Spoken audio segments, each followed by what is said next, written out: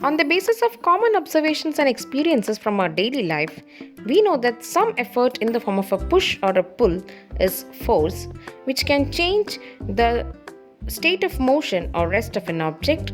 It can accelerate or retard or stop a moving object. It can even change the size and shape of an object. Let's assume that a football is lying on a surface. What are the different forces that are acting on it? If you say there are no forces, then you are wrong. There are two forces that are acting on the ball at this time. One is the gravitational force which pulls the ball in the downward direction, and another is the normal force which acts opposite to the gravitational force. Since the net force here is zero because the forces are equal and opposite, the balanced force keeps the object there itself. Assume that now you are kicking the ball or you are giving a push to the ball. What happens? Yes, the ball starts to move. But hey, wait, the ball has stopped. Now what made it stop? Yes, we know that when an object moves through a surface, there is a force of friction that acts opposite to its direction of motion. Hence, the force of the friction here stops the ball. Suppose, let's assume that now the floor is a frictionless floor and again you are giving a push. Then what happens? Yes, the ball will continue to roll on. But let's also understand that while the ball is rolling, still the gravitational and normal force is acting on the ball. That means here also, after the push, that is initially even though there was an unbalanced force, after the push through the motion of the ball, the forces are actually balanced. But the ball continues to be in motion itself. So let's understand that balanced force can keep an object to remain at rest itself, as well as it can make an object to continue to remain in the uniform velocity. Let's assume this situation now. A footballer is trying to kick the ball. Now the ball, if you see, it is at rest.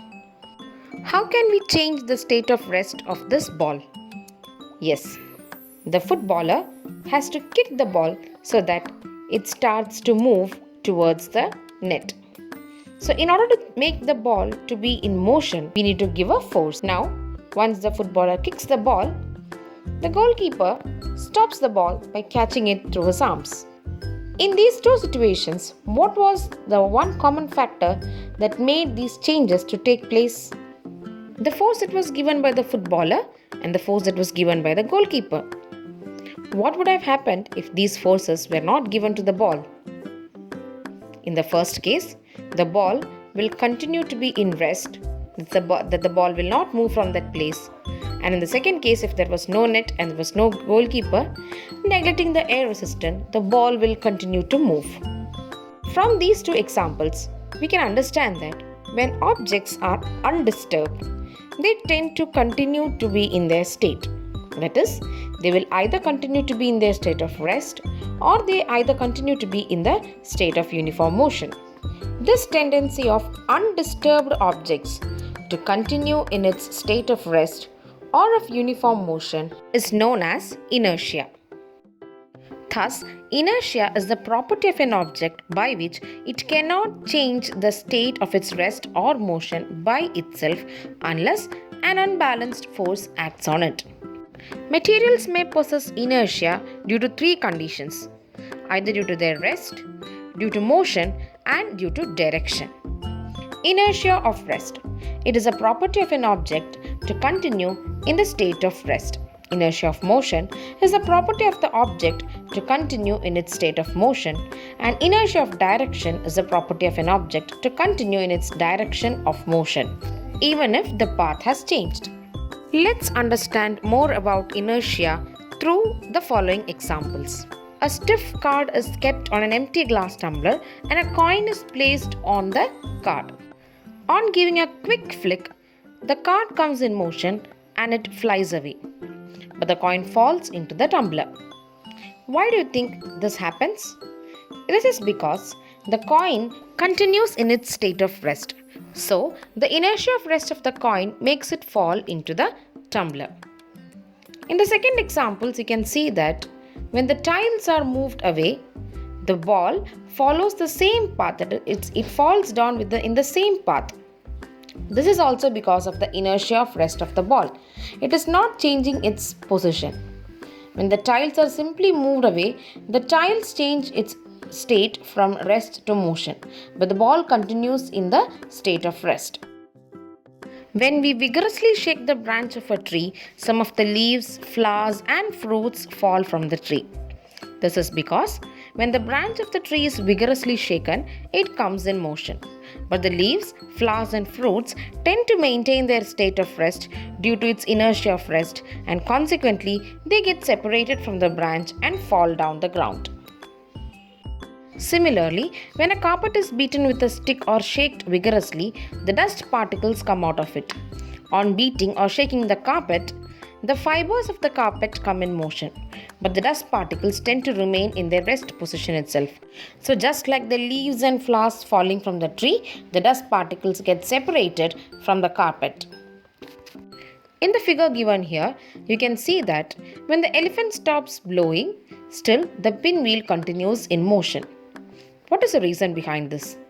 This is because of the inertia of motion of the pinwheel. The pinwheel continues to move even after the elephant has stopped blowing. We all know that wearing seat belts are very important when we drive. In the absence of seat belt, if the car stops suddenly due to an emergency braking, due to the inertia of motion of the driver or the passengers, there are chances that they may hit the steering wheel or they may get thrown out of the window. To prevent this, drivers and passengers must wear seat belt. You will be also knowing the reason as to why luggages are tied to the top of the vehicles. This is because, again, when the moving bus or car suddenly stops, the luggage on its roof tends to continue in the state of motion and they may fall down from the roof. To avoid this falling of the luggage, it is tied with the rope of the roof on the bus or car. It's very dangerous to step out from a moving vehicle as your inertia of motion will make you fall forward. This is because when your feet touch the ground, it comes to rest, but your upper portion of the body tends to remain in the motion itself, and hence you may fall forward.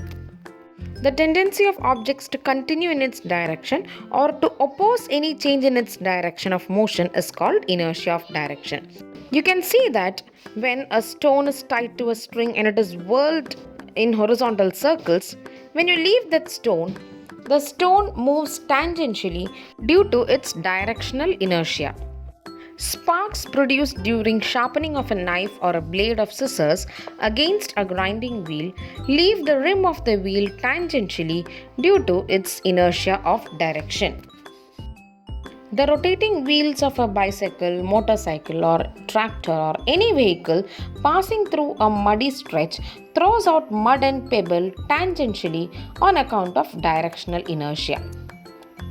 This may cause harms to the person or passengers coming behind the vehicle. In order to prevent that, a mud flap or a mud guard is used in the vehicles to protect the vehicle, passengers, other vehicles or pedestrians from the mud and other flying debris thrown into the air by these rotating tires. Remember how you get thrown backwards or you fall backwards when the bus or a car suddenly starts moving forward. This is because initially when you are sitting or when you are standing on the vehicle, you are completely in a state of rest. But when the vehicle suddenly starts moving, the lower part of your body, which is in contact with the body of the vehicle, starts moving. That is, your lower portion has now changed its state from rest to motion. But the upper part of the body, especially the head and the neck, tends to remain at rest due to its inertia. Hence, passengers fall backward when a vehicle starts immediately. Similarly, you might also have observed that when the bus or car suddenly applies a brake, the passengers experience a forward push. Here, initially the bus as well as the passengers are in state of motion. When the bus suddenly stops, the lower part of the body which is in contact with the body of the bus or the vehicle comes to rest. But the upper part of the body tends to maintain in the state of motion, and due to this inertia of motion, experiences a forward push. Similarly, when you are sitting inside a moving vehicle, you experience an outward push as the vehicle takes a curve, and this is because you are maintaining your directional inertia. Since we have learnt about inertia now, naturally a question arises. Do all objects have the same inertia? Heavier objects have larger inertia than a lighter object. More massive the object, larger is the inertia. Thus, mass of an object is the measure of its inertia. That's why you can see here that when the man goes and hit the elephant, it's not the elephant who is falling down, but the man. This is because of the less inertia of the man due to the less mass. Let's recall what we learned today. The tendency of undisturbed object to stay at rest or to keep moving with same velocity is called inertia. An object may possess inertia due to its rest, motion or direction. The mass of an object is the measure of its inertia, and heavier objects have more inertia than lighter objects. Let me hope that you have understood the concept of inertia and its relationship with mass. Thank you for watching the video. Subscribe the channel for more videos of class 8, 9, 10 science.